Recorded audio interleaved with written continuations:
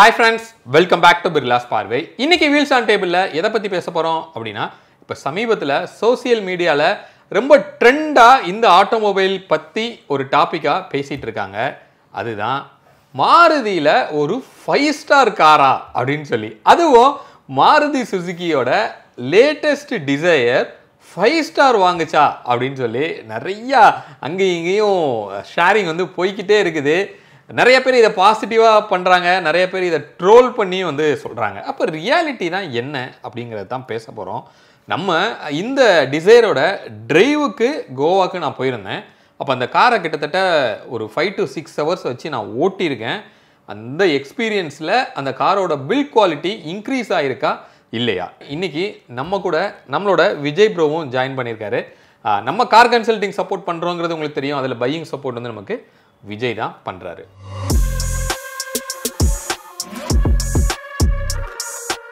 First வந்து இந்த டிசையரோட சேஞ்சை நீங்க எப்படி பார்க்குறீங்க? இந்த குவாலிட்டியை, பில்ட் குவாலிட்டி அதெல்லாம் விடுங்க, ஒரு காரா லுக்கா அது எப்படி மாறி இருக்கு?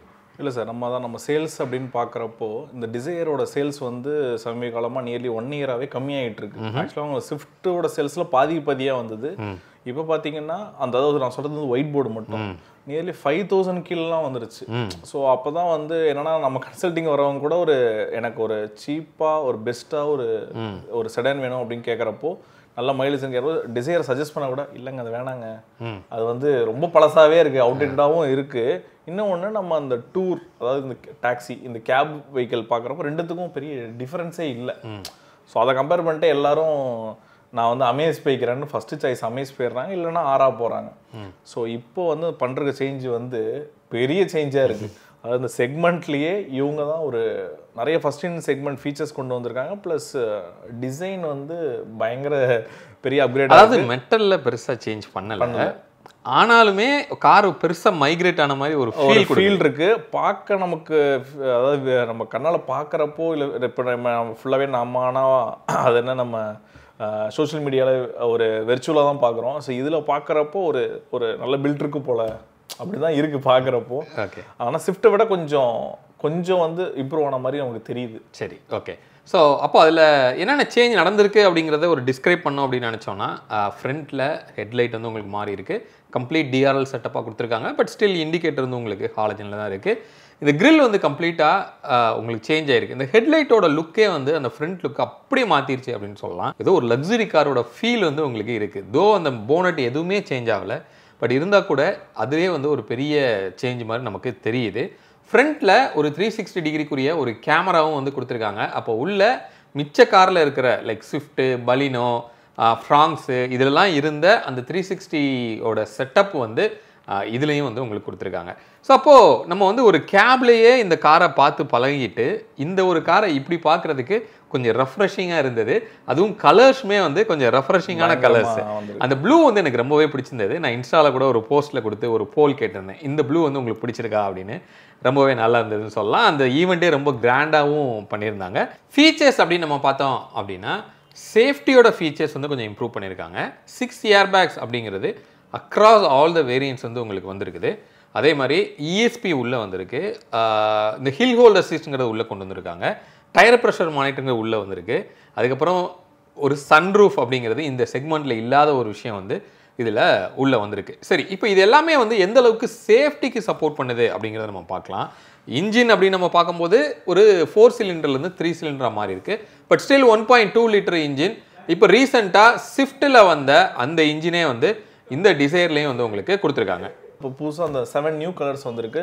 ஃபார் எக்ஸாம்பிள் பார்த்தா அந்த red, brown, blue, black, grey, white, silver வந்திருக்கு. அப்புறம் மைலேஜுமே இங்கே ரிவீல் பண்ணியிருக்காங்க. மேனுவல் வந்து 24.79 kmpலும், இந்த ஆட்டோமேட்டிக் வந்து 25.71 kmpலும், இதே சிஎன்ஜி வேரியன்ட்ஸ் வந்து 33.73 per kilogram சொல்கிறாங்க. ஓகே, ஸோ அப்போ இதுவே இந்த கார் வந்து ஆக்சுவலாக மைலேஜ் கிங் அப்படின்னு சொல்லலாம். ஏன்னா டிசைரோட டீசல் வந்து மார்க்கெட் விட்டு வெளியே போனதுக்கு அப்புறமா கேபுக்கு வேற வழியே இல்லையே அப்படிங்கிற அளவுக்கு எல்லாரும் யோசிச்சுட்டு இருந்தப்ப ரிஸ்க் எடுத்து பரவாயில்ல நாங்கள் பெட்ரோல் டிசைரே வாங்கி நாங்கள் ஓட்டுறோம், நிறைய கேப் டிரைவர் வாங்கி ஓட்டிட்டு இருக்காங்க. நான் என்கொயரி பண்ண வரைக்கும் சிட்டிக்குள்ளே 15 வரைக்கும் மைலேஜ் எடுக்கிறேன்றாங்க. ஹைவேல 21லேருந்து 22 வரைக்கும் மைலேஜ் கிடைக்குது அப்படிங்கிற மாதிரி அவங்க சொல்கிறாங்க. பட் இந்த 3 சிலிண்டர் இன்ஜினுக்கு அதை விட கண்டிப்பாக வந்து பெட்டராக மைலேஜ் கிடைக்கிறதுக்கு வாய்ப்பு இருக்கும். ஸோ அதனால தான் இந்த கார் வந்து அந்த டூர் செக்மெண்ட்டில் அதிகமாக சேல் ஆகுது. புக் பண்ணால் 6 months வெயிட்டிங் பீரியட் இருக்கு அப்படிங்கிறத சொல்றாங்க. அதனால அந்த டிசைர் வந்து அந்த டூர் செக்மெண்ட் தான் அவங்களை பிஸியாக வச்சுக்கிறது. ஆக்சுவலாக ஒயிட் போர்டாக வாங்குறவங்க வந்து ரொம்ப கம்மியாயிடுச்சு. கரெக்ட். ஸோ இந்த சேஞ்ச் வந்து திரும்ப அவங்க டிசைரோட சேல்ஸை வந்து வேற லெவலில் கொண்டு போகலாம். அதுவும் இந்த சேஃப்டி ரேட்டிங். இப்போ இன்னொரு ப்ளஸ் என்ன அப்படின்னா, இப்போ ஓன் போர்டு எல்லாரும் எடுக்கிறவங்க இந்த காரை பார்த்தாவே ஒரு டாக்ஸி ஃபீல் இருக்கே அப்படின்னு சொல்றாங்கிறதுக்காகவே இந்த நியூ அப்டேட்டை வந்து இந்த ஒன்லி ஓன் போர்டுக்கு மட்டும் வச்சிருக்காங்க. இந்த டீ போர்டு, அதாவது இந்த டூருக்கு வந்து பழைய டிசைனில் இருக்கிற அதே இன்ஜின் அதே லுக்கில் தான் வந்து உங்களுக்கு இருக்கும் அப்படின்னு சொல்கிறாங்க. ஸோ இது எதை இன்க்ரீஸ் பண்ணும் அப்படின்னா, இந்த ஓன் போர்டோட சேலை இன்க்ரீஸ் பண்ணுறதுக்கு அதிகமான வாய்ப்பு இருக்குது. இது ஒரு நல்ல ஒரு ஸ்ட்ராட்டஜி அப்படின்னு கூட நம்மளால் சொல்ல முடியும். இப்போ இந்த என்கேப் அப்படிங்கிறது என்ன, இதோட இந்த சேஃப்டி ரேட்டிங் அப்படின்னு சொல்கிறாங்களே, இது எந்த அளவுக்கு நம்பகத்தன்மை, இது ஃபர்ஸ்ட் யார் பண்றாங்க, இது கவர்மெண்ட் தான் பண்ணுதா, அதை பத்தி சொல்லுங்க ப்ரோ. இந்த சேஃப்டி ரேட்டிங்கான கிராஷ் டெஸ்ட்டை வந்து ஒரு பிரைவேட் ஆர்கனைசேஷன் தான் பண்ணுது. இது வந்து ஒன்றும் கவர்மெண்ட் இல்லை, ஆனால் கவர்மெண்ட்டாக அங்கீகரிக்கப்பட்டதுன்னு வேணால் சொல்லலாம். ஸோ இது வந்து பார்த்தீங்கன்னா குளோபல் என்கேப்புங்கிறது இந்த வேர்ல்டு லெவலில் அவங்க வந்து குளோபல் என்கேப்னு அவங்க பேர் வச்சுக்கிட்டாங்க. ஆனால் அவங்க வந்து வெளில ஐ திங்க் ஆப்பிரிக்காவில் இங்கிலேருந்து ஆப்ரேட் பண்ணுறாங்க. ஸோ அது மாதிரி தான் இந்த டிசைரை வந்து நம்ம இப்போ குளோபல் என்கேப்பில் கிராஷ் டெஸ்ட் பண்ணியிருக்காங்க. ஓகே. ஸோ யூஸ்வலாக பார்த்தீங்கன்னா எல்லாருமே கிராஷ் டெஸ்ட் பண்ணுறோம் அப்படின்னா புது மாடலுக்கு மட்டும்தான் பண்ணுவாங்க. ஸோ மாருதி சுசுகி வந்து ஃபார் அ சேஞ்ச் என்ன பண்ணியிருக்காங்க, ஒரே நேரத்தில் 2 வெஹிக்கிளையுமே கிராஷ் டெஸ்ட் வந்து உங்களுக்கு கொடுத்துருக்காங்க. ஸோ மேபி ரீசன் வந்து டூரில் வந்து பழையதே இருக்க போது அப்படிங்கிற ஒரு ரீசனாக கூட இருக்கலாம். இன்னொன்று இதை வந்து ஒரு டிஃப்ரென்ஷியேட் பண்ணி நான் காமிக்கணுங்கிறதுக்காக கூட இருக்கலாம். அப்போ அதுக்காக பழைய கார் வாங்கினவங்கெல்லாம் வந்து ஒரு மாதிரி ஹர்ட்டடாக ஃபீல் ஆகிறதுக்கு அதிகமான வாய்ப்பு இருக்குது. அதை கொஞ்சம் மாற்றி யோசிச்சிருக்கலாம் அப்படின்னு சொல்லலாம். பட் ஸ்டில் அந்த டிஃப்ரென்ஸை நம்ம பார்க்கும்போது அந்த 5 ஸ்டார் அப்படிங்கிறது ஒரு மிகப்பெரிய விஷயமாக வந்து நம்ம பார்க்குறோம். அதுவும் இந்த ஒரு மாருதி சுசுகியோட பிராண்டில். ஏன்னா எல்லாரும் கமெண்ட் பண்ணுறது, நம்மளே ஒரு வீடியோ போட்டால் கூட இது வந்து ஒரு டின் கேனு, இது வந்து போய் முட்டினீங்க காலி, இப்படி தான் நிறைய கமெண்ட்ஸ் வந்து உங்களுக்கு வரும். பட் அதில் ஒரு 5 ஸ்டாரா எப்படா இது அப்படின்னு சொல்லி எல்லா பிராண்டுமே திரும்பி பார்க்குற அளவுக்கு வந்திருக்கு. அப்போது அதை கொஞ்சம் டீகோட் பண்ணி நம்ம பார்க்கலாம். அப்போது இந்த டெஸ்ட் பண்ணும்போது எப்படி அந்த டிசைர் வந்து 5 ஸ்டார் வாங்கியிருக்கோம், இப்போது பில்ட் குவாலிட்டியில் ஏதாவது இம்ப்ரூவ் ஆயிருக்கா அப்படின்னா, நான் அந்த காரை வந்து ஒரு 4 to 5 hours வச்சு நான் யூஸ் பண்ணேன். அதோட டிரைவபிலிட்டி நம்ம செக் பண்ணோம், அதோட பில்ட் குவாலிட்டி நம்ம செக் பண்ணோம். இன்ஃபேக்ட் அந்த வீடியோலே கூட ஒரு ஹிண்ட்லாம் நான் சொல்லியிருப்பேன். பில்டு வந்து ரொம்ப அக்ரெசிவாக இம்ப்ரூவ் ஆகலை அப்படின்னு சொல்லி தான் நம்ம சொல்லியிருப்போம். ஈவன் போனட் வந்து கொஞ்சம் ஸ்லைட்டாக இன்க்ரீஸ் ஆகிருக்கு வெயிட்டு. அவங்க ப்ரீஃபிங்கில் கூட என்ன சொல்லியிருக்காங்க அப்படின்னா, ஃப்ரண்ட்டில் வந்து மெட்டலில் கொஞ்சம் நாங்கள் சேஞ்ச் பண்ணியிருக்கோம், ஹை ஸ்ட்ரென்த் ஸ்டீல் வந்து யூஸ் பண்ணியிருக்கோம் அப்படிங்கிற மாதிரி சொன்னாங்க. பட் இருந்தால் கூட டோர்லையும் சரி, எதுவுமே நமக்கு வெளியில் பார்க்குற எந்த விஷயங்களுமே பில்ட் குவாலிட்டி இம்ப்ரூவ் ஆன மாதிரி தெரியல. டோரோட அந்த லைட் வெயிட்டான ஃபீல் எல்லாமே வந்து இருக்குது. அப்போ எங்கே தான் சேஞ்ச் நடந்திருக்கு அப்படின்னு கேட்டிங்கன்னா, மேபி அந்த சைடில் இருக்கிற அந்த பி பில்லரை கொஞ்சம் ஸ்ட்ராங் பண்ணியிருக்கலாம், பாடி ஷெல்லு. அப்போது நம்மளால் வெளியில் பார்க்க முடிஞ்ச அளவுக்கு எதுவுமே ஃபீல் பண்ண முடியலைங்கிறது தான் யதார்த்தம். அப்போ அப்படி மோதுனா எப்படி பழசு வந்து 2 பாயிண்ட் வந்தது, புதுசு வந்து 2 ஸ்டார் வந்தது, புதுசு வந்து 5 ஸ்டார் வந்தது அப்படிங்கிறத ஒரு கம்பேரிசனாக இப்போ நம்ம பார்க்கலாம். இப்போ நம்ம வந்து இது வெயிட் அப்படின்னு நம்ம பார்த்தோம்னா, பழைய டிசைரை விட புது டிசைர் ஒரு 60 kgs வந்து உங்களுக்கு இன்க்ரீஸ் ஆகிருக்கு. அப்போ மெட்டலோட ஒரு மைனூட்டான ஒரு சில இடத்துல மெட்டலோட ஸ்ட்ரென்த் இன்க்ரீஸ் பண்ணியிருக்காங்கிறது அது நமக்கு நல்லா தெரியுது. என்கேப்பை டிரைவ் பண்ணுறதுக்கு ஒரு பாயிண்ட்ஸ் பேஸ்டில் தான் வந்து உங்களுக்கு டிரைவ் பண்ணுறாங்க. உள்ளே வந்து ஒரு காரை மோத விட்டு டம்மிஸை உட்கார வச்சு ஹியூமன் மாதிரி அந்த சென்சார்ஸ் எங்கெங்கே பிளேஸ் பண்ணுறாங்க, எங்கே மெயினாக நம்ம நோட்டீஸ் பண்ணுறாங்க அப்படின்னா ஃப்ரண்ட்டோட கொலைடில். ஏன்னா இதன் டெஸ்டிங்கே வந்து ஃப்ரண்ட் ஆஃப்செட் அப்படிங்கிறதுல தான் ஃபஸ்ட்டு பண்ணுவாங்க. அதுக்கப்புறம் சைடு இம்பேக்ட் வந்து உங்களுக்கு இருக்கும். அந்த சைடு இம்பேக்ட்லேயே ஃபுல் வெயிட்லேயும் பில்லர் ஸ்டைல்லையும் வந்து அந்த இம்பேக்டை வந்து உங்களுக்கு கொடுப்பாங்க. அதில் ஃப்ரண்ட்டை வந்து நம்ம பண்ணும்போது ஹெட்டு, நெக்கு, செஸ்ட்டு, அதுக்கப்புறம் வந்து ஹிப்பு, தென் தொடை, நீ, லோயர் லெக்கு, அப்புறம் ஃபுட்டு, ஆங்கிள் வரைக்கும் உங்களுக்கு வந்து சென்சார்ஸ் வச்சு நம்ம இந்த பாடியில் இந்தந்த பாயிண்ட்லலாம் எவ்வளோ ஸ்ட்ரெஸ் ஆகுது அப்படிங்கிறத பார்க்குறாங்க. ஸோ சைடு இம்பேக்ட் வந்து நம்ம பண்ணும்போது ஹெட்டு, செஸ்ட்டு, இங்கே அப்டமன், அதுக்கப்புறம் வந்து இடுப்பு, ஸோ இது வரைக்குமே மட்டுமே தான் வந்து சென்சார்ஸ் வச்சு சைடு இம்பேக்டோட ஸ்ட்ரெஸ்ஸை வந்து ரீட் பண்ணுறாங்க. ஸோ இதில் பாயிண்ட்ஸ் படி வந்து உங்களுக்கு இருக்கு. ஆமாம், இப்போ என்ன பண்ணுறாங்கன்னா இதில் 4 பாயிண்ட்ஸ் வச்சுருக்காங்க. அந்த 4 பாயிண்ட்ஸ் வந்ததுன்னா அது க்ரீன்கிற ரேட்டிங் கொடுக்குறாங்க. அடுத்தது 2.6லேருந்து 3.99 வரைக்கும் இருந்தால் அதுக்கு எல்லோன்னும், 1.3லேருந்து 2.66ன்னு வந்தால் ஆரஞ்சும், 0.001லேருந்து 1.329 வரைக்கும் ப்ரௌனாகவும், இது எதுவுமே இல்லை அதாவது 0 அப்படின்னா அது ரெட்டாகவும் கன்சிடர் பண்ணுறாங்க. இப்போ ஒரு கம்பேரிசனுக்கு ஓல்டு டிசையர், நியூ டிசையர் ரெண்டோட அந்த கிராஷ் டெஸ்ட்டோட அந்த கலர் கோட்ஸ் வந்து நம்ம பார்க்கலாம். ஸோ இப்போ லெஃப்ட்டில் பார்த்தோம் அப்படின்னா டிரைவருக்கும் கோ பேசஞ்சருக்கும் நீங்கள் பார்க்குறீங்க. டிரைவர் வந்து மோஸ்ட்லி ரெட்டாக வந்து அவர் இருக்கார். ஆனால் கோ பேசஞ்சர் பார்த்தீங்கன்னா எல்லோ கலரில் தான் டினோட் பண்ணியிருக்காங்க. விச் மீன்ஸ் என்னென்னா சேஃபாக கோ பேசஞ்சர் இருக்கார். அதுக்கு என்ன காரணம் அப்படின்னா இந்த டெஸ்ட்டே வந்து ஃப்ரண்ட் ஆஃப் செட்டில் தான் போயிட்டு இம்பேக்ட் ஆகும். அதாவது டிரைவர் சைடில் தான் போயிட்டு என்ன பண்ணுறாங்க, இடித்து டெஸ்ட் பண்ணுவாங்க. அப்படி பண்ணும்போது தலை சேஃபாக இருக்குது. உங்களுக்கு செஸ்ட்டும் ஹிப்பு அந்த தையெல்லாம் பார்க்கும்போது உங்களுக்கு ஆரஞ்சு கலரில் வந்து கொடுத்துருக்காங்க. கால் ஒரு கால் ஆரஞ்சாக இருக்குது, ஒரு கால் மட்டும் வந்து எல்லோவாக இருக்குது. எல்லோ அப்படிங்கிறது அடிக்குவேட்னு சொல்லலாம். ஐ மீன் ஓரளவுக்கு சேஃப் அப்படின்னு கூட நம்ம சொல்ல முடியும். ஸோ இதை அப்படியே நம்ம என்ன பண்ணலாம்னா நியூவில் பார்க்கலாம். அதுக்கு முன்னாடி சைடு இம்பேக்டையும் நீங்கள் பார்த்துருங்க. மேலே இருக்கிற அந்த சைடு இம்பேக்ட் என்ன அப்படின்னா, உங்கள் கார் போயிட்டுருக்கு, ஒரு லாரியோ ஏதோ ஒன்று சைடில் இம்பேக்ட் பண்ணுது அப்படின்னா, அதாவது நீங்கள் ஃபிக்ஸ்டாக இருக்கீங்க, ஃப்ளோட்டிங்கில் ஒரு ஆப்ஜெக்ட் வந்து ஹிட் ஆகுது சைடில் வித் லோடோட. அப்படி ஆகும்போது தலையும் ஹிப்பும் மட்டும் சேஃபாக இருக்குது. செஸ்ட்டு வந்து அந்த ப்ரௌன் கலரில் வந்து கொடுத்துருக்காங்க, ஹிப்பு வந்து எல்லோ கலரில் இருக்குது. ஸோ இந்த அளவுக்கு வந்து ஒரு ரிசல்ட் வந்து கொடுத்துருக்காங்க. ஸோ இங்கே கீழே பார்த்தீங்கன்னா பாடி ஷெல் இன்டெகிரிட்டியில் வந்து அன்ஸ்டேபிள் அப்படின்னு சொல்லி ஒரு ரிசல்ட் வந்துருக்கு. இதுக்கு வந்து 2 ஸ்டார் வந்து உங்களுக்கு கொடுத்துருந்தாங்க. இப்போ அப்படியே வந்து நம்ம ரைட் சைடில் பார்க்கலாம். இங்கே ரைட் சைடில் ஹெட்டு பார்த்தீங்கன்னா க்ரீனாக இருக்குது. செஸ்ட்டு வந்து அந்த சேம் ஆரஞ்சு கலரில் வந்து உங்களுக்கு கொடுத்துருக்காங்க. பட் தை வந்து க்ரீனாக இருக்குது. 2 காலுமே எல்லோ, காலுக்கு கீழேயுமே வந்து உங்களுக்கு க்ரீனாக இருக்குது. ஸோ க்ரீன்னா அப்சல்யூட் சேஃப் அப்படின்னு அர்த்தம். எல்லோ அப்படிங்கிறது சம்வாட் ஓகே அப்படின்னு அர்த்தம். பட் இந்த ஆரஞ்சுங்கிறது கொஞ்சம் ரிஸ்கில் இருக்குது அப்படின்னு கூட நம்ம சொல்லலாம். அதே இது கோ பேசஞ்சர் பார்த்தீங்கன்னா ஆல்மோஸ்ட் சேஃபாக இருக்கார். ஹெட்டுமே க்ரீனு, அது கீழேயுமே அடிக்குவேட்டான ஒரு லெவலில் தான் இருக்குது அப்படின்னு சொல்லி நமக்கு இங்கே தெரியுது. அதே மாதிரி சைடு இம்பேக்ட் பார்த்தீங்க அப்படின்னா அந்த ஃப்ளோட்டிங்கில், அதாவது ஒரு லாரி வந்து மோதுனா எப்படி இம்பேக்ட் ஆகும், அதில் ஃபுல் சேஃபாக ஃபுல் க்ரீனாக வந்து உங்களுக்கு மாறி இருக்குது. இதுக்கு முக்கியமான காரணம் சைடு ஏர் பேக் அப்படின்னு கூட நம்ம சொல்ல முடியும். இதுக்கு முன்னாடி இருந்ததில் சைடு ஏர் பேக் கிடையாது. பட் இப்போ 6 ஏர் பேக்ஸில் 2 சைட்லையுமே ஏர் பேக் இருக்கிறது ஒரு அட்வான்டேஜ் அப்படிங்கிறது இங்கே ரிசல்ட்டில் வந்து நமக்கு தெரியுது. இன்னொன்று வந்து போல் இம்பேக்ட் அப்படிங்கிறது என்ன அப்படின்னா, ஒரு போல் வந்து காரில் சைடில் பி பில்லரில் மோதுனா எப்படி இம்பேக்ட் இருக்கும் அப்படின்னு சொல்லி, அதில் டிரைவருக்கு செஸ்ட்டில் மட்டும் கொஞ்சம் ரிஸ்க் இருக்குது அப்படிங்கிற மாதிரி இங்கே வருது. பட் மிச்சபடி தலையும் ஹிப்பு அண்ட் தென் ஹிப்பு கீழேயுமே வந்து உங்களுக்கு சேஃபாக இருக்கிற மாதிரி ஒரு ரிசல்ட் வந்து தெரியுது. அப்போ இந்த கலர் கோடை வச்சு நம்ம பார்க்கும்போது மேஜர் இன்ஃப்ளூயன்ஸ் வந்து இதில் எதில் என்ன வந்திருக்கு அப்படின்னா ஏர் பேக் அப்படிங்கிறது நல்லா தெரியுது. இன்னொரு பாடியோட ஸ்ட்ரக்சரல் இன்டெகிரிட்டி வந்து ஸ்டேபிள் அப்படின்னு சொல்லி இப்போ கொடுத்துருக்காங்க. அப்போது மேபி இந்த இஎஸ்பியோட இன்ஃப்ளூயன்ஸ் கூட இதில் இருக்கிறதுக்கு வாய்ப்பு இருக்குது.